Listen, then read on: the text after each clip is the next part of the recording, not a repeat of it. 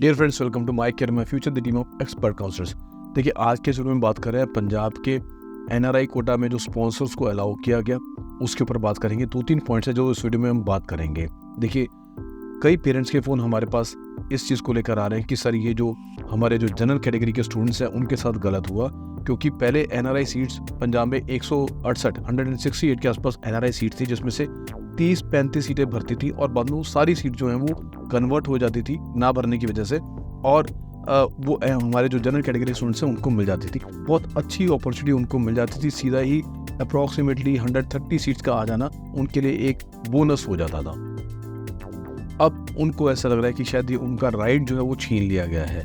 सो उसके ऊपर वो हमारे से कुछ हेल्प मांग रहे थे कि कुछ किया जा सकता है। देखिए, मैं इसमें इतना ही कहूँगा, क्योंकि ये एक डिसीजन जो है गवर्नमेंट ने लिया है या वहाँ की जो काउंसिल कमेटी है उन्होंने लिया है।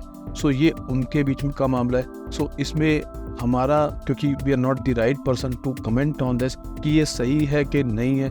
हम तो जो डिसीजन आते हैं उसके ऊपर आपको आगे फर्दर उनका कॉन्सिक्वेंसेस क्या रहेंगे, तो क्या नहीं रहेगा, या कौन से बच्चे उसमें जा सकते हैं नहीं जा सकते, हमारा जो दायरा है वो यहाँ तक ही सीमित है। अगर आप चाहें तो किसी अच्छे एडवोकेट से, किसी लॉयर से कंसल्ट करके उनसे आप इसमें कोई लीगल अगर स्टेप लिया जा सकता है उस पर आप उनसे लीगल कंसल्टेशन ले सकते हैं। अब हम बात करते हैं कि एनआरआई कोटा के अंदर जो अभी रिवीजन हुआ है।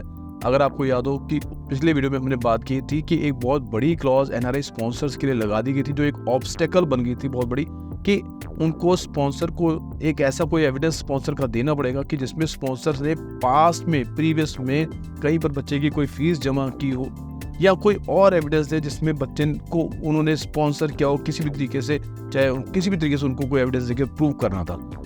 ये एक बहुत बड़ी ऑब्स्टेकल थी स्पॉन्सर्स को इसमें एडमिशन लेने को लेकर एनआरआई कोटा के अंदर। अब वो रिवीजन हो गया, इमीडिएटली रिवीजन हो गया, वो विड्रॉ कर लिया गया वो वाला पॉइंट। अब हटा दिया गया है वो वाला पॉइंट। जो नया नोटिफिकेशन निकल कर आया उसमें वो क्लॉज जो है हटा दी गई है। ये नोटिफिकेशन आप स्क्रीन पे देख रहे हैं, ये फ्रेश नोटिफिकेशन है। इसमें बहुत क्लियरली सिर्फ इतनी ही बात लिखी गई है, this office is in continuation to earlier notice dated 24/8/24 posted on the university website. Now अब ये पॉइंट सुनिएगा ध्यान से। All NRI sponsored candidates are directed to mandatory produce the affidavit in original by sponsoring person stating that he/she have looked after such candidate/student as a guardian. अब यहाँ तक ही इसको सीमित रखा गया है, यहीं तक ही इसको रखा गया है। इसके बाद वो जो एविडेंस वाली बात थी वो यहाँ से हटा दी गई है।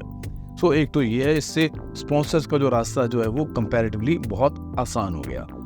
अगला इम्पोर्टेंट पॉइंट, जो एक और पॉइंट में बार पेरेंट्स के फोन आ रहे हैं कि उनके साथ ये बहुत गलत हुआ, हमारे साथ इम्पार्शियल हुआ, अनफेयर हुआ, हमें एक लेवल प्लेइंग फील्ड नहीं प्रोवाइड किया गया।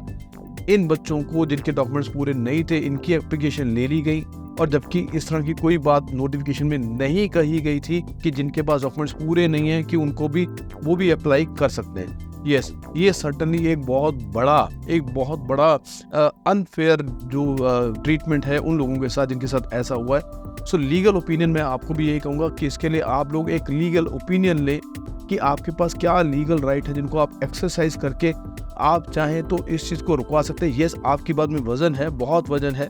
आप चाहें तो लीगल एक रेमेडी लेकर इस स्टेप को रुकवा सकते हैं, अभी भी टाइमली आप रुकवा सकते हैं, ताकि अगले राउंड में जब आप जाए तो आप सबको बराबर लेवल प्लेइंग फील्ड में। और इस बार जो नाजायज़ हुआ है उन बच्चों के साथ जिनके पास डॉक्यूमेंट पूरे नहीं थे और वो नहीं गए ये समझ के क्योंकि डॉक्यूमेंट पूरे नहीं थे, जबकि वो बच्चे जिनके पास डॉक्यूमेंट पूरे नहीं थे, ये जो 51 स्टूडेंट जिनके नाम आ रहे हैं, इनमें से कुछ के डॉक्यूमेंट्स पूरे हैं, लेकिन जिनके डॉक्यूमेंट नहीं पूरे थे उनको भी सब्जेक्ट टू सबमिशन 30 अगस्त तक का टाइम देकर उनको उस लिस्ट में ले लिया गया है। इसके कॉन्सिक्वेंसेस ये रहेंगे कि ये बच्चे अगर ये 30 अगस्त तक डॉक्यूमेंट पूरे कर देते हैं, जो कि हो सकते हैं, इनको पहले राउंड में ही सीट अलॉट हो जाएगी। पहले राउंड में सीट अलॉट होने के बाद जो रिमेनिंग सीट्स हैं वो सेकेंड राउंड के अंदर स्पॉन्सर्स के पास भी बहुत कम हो जाएंगी। जो एक बहुत बड़ा नुकसान होगा आप स्पॉन्सर्स का, जो अगले राउंड में पंजाब में जाना चाहते थे। ये अब लीगल एक्शन लेना नहीं लेना ये आपके अपने हाथ में, लेकिन इसका फायदा आपको मिल सकता है।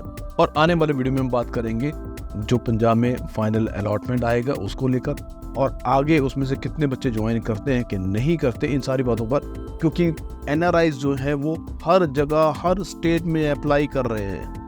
कहाँ पर ज्वाइन करेंगे, कितनी सीटें वैकेंट रहेंगी और फिर सेकेंड राउंड में बच्चों के लिए क्या चांसेस रहेंगे। सो चैनल से जुड़े रहिए, सब्सक्राइब कीजिएगा और बेल आइकन को प्रेस करना ना भूलिएगा ताकि आने वाले हर वीडियो को नोटिफिकेशन आप तक पहुँच जाए।